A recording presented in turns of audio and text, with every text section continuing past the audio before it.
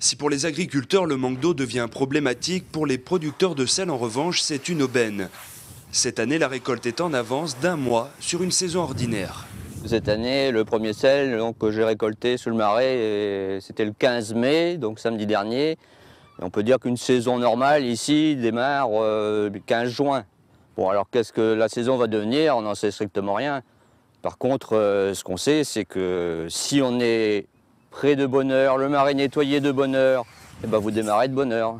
Pour la centaine d'adhérents à la coopérative, la qualité de la récolte est uniquement due aux conditions climatiques. Dans les marais, chacun le sait, tout peut évoluer très vite, alors il faut savoir profiter des opportunités. Et depuis 2 ans, sur l'île, les récoltes sont de très bonne qualité. Sur l'ensemble de nos marais, on a récolté une centaine de tonnes, donc ce qui fait en moyenne 2 tonnes à l'œillet.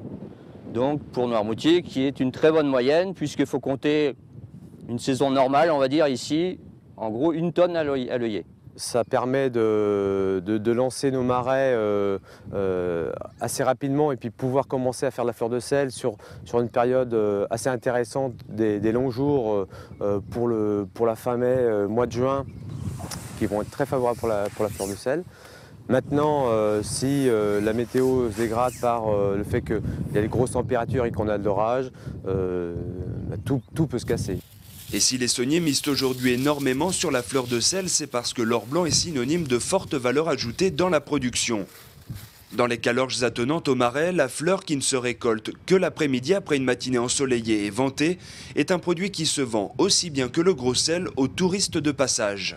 La fleur de sel apparaît en même temps que le gros sel, voire même avant. Hein. C'est le premier sel qui apparaît lorsque l'on a atteint la saturation dans les œillets. La cristallisation de la fleur de sel va se faire d'abord à la surface de l'eau. Et donc ensuite, le gros sel va apparaître aussi. Donc plus la saison démarre de bonne heure, plus vous commencez à récolter de la fleur de bonne heure aussi. Voilà. Les deux sont complémentaires. On ne peut pas faire le choix de dire je ne fais que de la fleur ou que du gros sel.